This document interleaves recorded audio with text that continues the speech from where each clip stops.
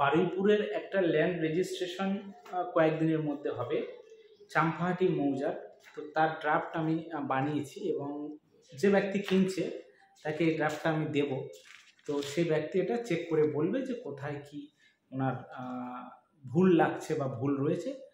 সে address হতে পারে, দাগ খতিয়ান হতে পারে, চৌহদ্দি হতে পারে, বিভিন্ন বিষয় রয়েছে একটা ডিটের মধ্যে। তো সেটা উনি চেক করে আমাকে জানাবে এবং সেটা আমি কারেকশান করে দেবো। তো এখন এই দলিলটা যখন আমি ড্রাফট করছিলাম তখন এই দলিলের জমির পরিমাণ হচ্ছে 2 কাঠা এবং ভালো মূল্যে এটা বিক্রি হচ্ছে। এবং এখানে একটা জিনিস আমি দেখছি যে এর যে চেন ডিট, মানে এর আগে যে ডিট ছিল, দলিল ছিল, সেই দলিলে চৌহদ্দি মানে 4 সাইডে যারা থাকে তাদের মধ্যে 2-1 জনের নাম এলোমেলোভাবে চলে এসছে। মানে তখন তাড়াহুড়ো করে হয়তো দলিলটা করেছে, নামটা অতটা স্পেসিফিকভাবে দিতে পারেনি। তো এইরকমভাবে হয়ে গেছে ম্যাটারটা যে কোনো প্রকারে।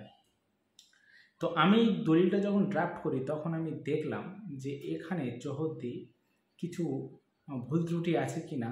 তো ওনাকে আমি ফোন করে এটা জানার চেষ্টা করি। তখন উনি বললো হ্যাঁ, এই নামগুলো একটু এদিক ওদিক আছে। তো তখন আমি বললাম যে আপনি আপনার যে জায়গাটা বর্তমানে আমরা ড্রাফট করছি এবং কয়েকদিনের পর যেটা রেজিস্ট্রি হবে, তো সেখানে যে চৌহদ্দি মানে একটা জায়গার যে চারপাশে উত্তর পূর্ব এবং দক্ষিণ পশ্চিমে কোন কোন ব্যক্তি আছে বা কোন কোন দাগ আছে, কারা কারা আছে, তো সেই বিষয়টা আপনি আমাদেরকে নিখুঁতভাবে জানান। সেটা কিন্তু ওনাকে আমরা এটা যখন ড্রাফট করি তখন আমি বলেছি।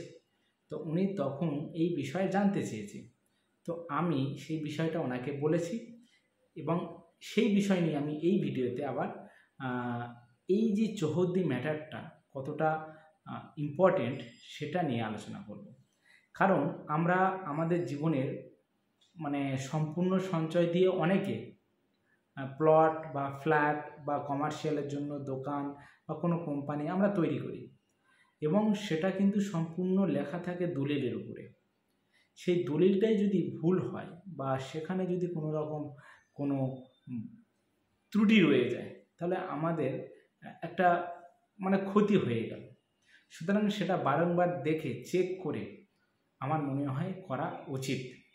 এইবার আমরা যে বিষয়টা আলোচনা করব সেটা হচ্ছে চৌহদ্দি নিয়ে।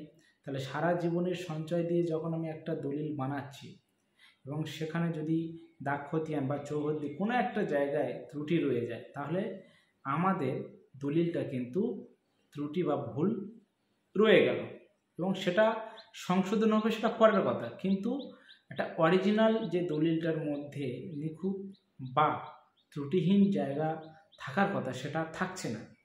তো সেই কারণে সেটা কিন্তু আমাদের একটা ফল্ট। তো সেটা এড়িয়ে যাওয়ার জন্য অবশ্যই চারিদিকে কারা আছে এবং কোন কোন ব্যক্তি আছে, কি কি দাগ রয়েছে সেগুলো পরিষ্কার করে যখন দলিল লেখা হবে তখন সেগুলো তোলা দরকার। এইগুলো না থাকলে অনেক সময় অনেক মামলা হয় এবং সেই মামলাতে দেখা গেছে যে এই চৌহদ্দির কারণে অনেকে মামলায় অনেক রকম সমস্যায় পড়ে। যে জায়গাটা 4 জন ঘিরে রয়েছে সেই জায়গার মধ্যে যদি 2-4 জন ভুল ব্যক্তি এসে যায় তখন কিন্তু জায়গার অবস্থান নিয়ে অনেক প্রশ্ন ওঠে।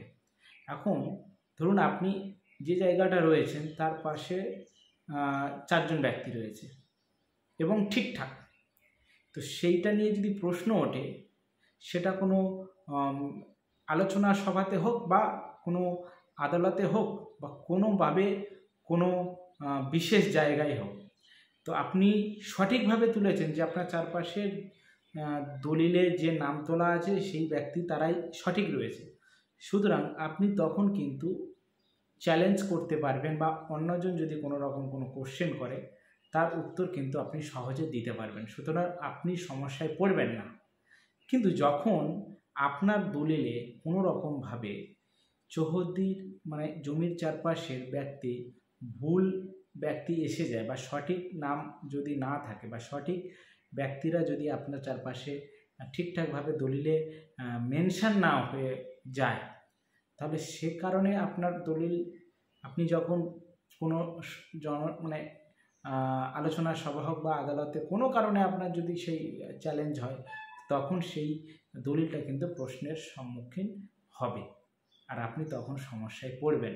সুতরাং দলিল করার সময় বা করার আগে আপনারা বারবার দেখুন, চেক করুন, দক্ষ দলিল লেখক দিয়ে লিখুন এবং তাড়াহুড়ো করবেন না। কোনো কাজে তাড়াহুড়ো না করে আপনারা দেখুন, কারণ বারবার আমি দলিল রেজিস্ট্রেশন নিয়ে অনেকবার অনেক কটা ভিডিও দিয়েছি, সেখানে অনেক সমস্যা নিয়ে বলেছি। তো চৌহদ্দি ম্যাটারটা নিয়ে আমি এই যে ব্যাপারটা ঘটলো, বর্তমান যে দলিলটা আমি ড্রাফট করছিলাম, সুতরাং সেই জায়গাতে কিছু ভুল ত্রুটি রয়ে গেছে চেন ডিটে, কিন্তু বর্তমানে যেটা বানাচ্ছি আমরা সেটা ভুল ত্রুটি রাখবো না বলেই মোটামুটি একটা আলোচনা করে আমরা সেটা সঠিক করার চিন্তা ভাবনা করছি। সুতরাং আপনারা যখন পশ্চিমবঙ্গের যে কোনো প্রান্তে আপনারা দলিল করুন, সেই দলিল সে কলকাতা এআরএতে করুন বা আপনার ডিস্ট্রিক্টের কোনো হেডকোয়ার্টারে করুন বা কোনো সাব রেজিস্ট্রি অফিসে করুন, যেখানে করুন আপনি দলিল নিখুঁতভাবে তৈরি করার চেষ্টা করুন, বারংবার চেক করুন। যার অ্যাডভোকেট বা যে লাইসেন্সপ্রাপ্ত দলিল লেখক আছে, যার কাছে যাচ্ছেন তাকে বলুন এবং সে কতটা কি ভেরিফাই করে দিচ্ছে, আপনারা কতটা কি চেক করছেন, সব দিকে লক্ষ্য নজর রেখে আপনারা দলিল করুন, দেখবেন নিখুঁত এবং নির্ভুল হবে। এই চৌহদ্দিতে কোনো রকমভাবে ভুল করা চলবে না, এটা কিন্তু মাথায় রাখতে হবে।